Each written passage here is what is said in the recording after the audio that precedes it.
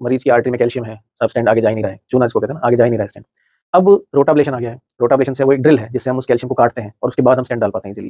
किसी का हार्ट बहुत वीक है, उसमें स्टेंट डालना बहुत डिफिकल्ट था, लेकिन आजकल ऐसे सपोर्ट डिवाइसेज़ आ गए हैं जो हार्ट को पूरे प्रोसीजर के दौरान सपोर्ट करके रखते हैं, हार्ट पे लोड नहीं आने देते। फिर किसी का हार्ट वीक है और उसका ईसीजी भी सपोर्ट कर रहा है, तो ऐसी मशीनें आई हैं जो पेशेंट के या तो पंपिंग को बढ़ा देती हैं या फिर उसी पंपिंग पे पेशेंट के सिम्पटम को इम्प्रूव कर देती है। पहले सडन कार्डियक डेथ बहुत होती थी क्योंकि हार्ट की रिदम्स गड़बड़ा जाती थी। आजकल कुछ ऐसे डिवाइसेज़ हैं जो आपने सुना होगा पहले बिजली का झटका देते थे। अब ऐसे डिवाइसेज़ हैं जिनको हम हार्ट के अंदर ही लगा देते हैं, तो वो अंदर ही रिदम को ना सिर्फ डिटेक्ट करते हैं कि ये गड़बड़ हो गई है, बल्कि उस समय ऑन द स्पॉट झटका भी देते हैं, जिससे कि वो एक लाइफ सेविंग डिवाइस है, उसको आईसीडी बोलते हैं। ऐसे करके बहुत सारे डिवाइसेज़ ऐसे आ चुके हैं। दूसरी बात, कइयों की धड़कन बहुत एब्नॉर्मल हो जाती है, कई बार 200 पहुँच जाती है। उनके हार्ट में एक एक्स्ट्रा सर्किट होता है, कई तरह के सर्किट्स होते हैं, तो उसको पहले तो दवाइयों पे ही कंट्रोल किया जाता था और दवाइयों पे अधिकतर केस में पार्शियली कंट्रोल होता था। आजकल उस सर्किट को ना सिर्फ मैप किया जाता है कि वो एक्स्ट्रा तार कहाँ पे है हार्ट में जो 200-200 हार्ट रेट कर देता है पेशेंट की, बल्कि उसको बर्न भी किया जाता है, उसको एब्लेशन कहते हैं।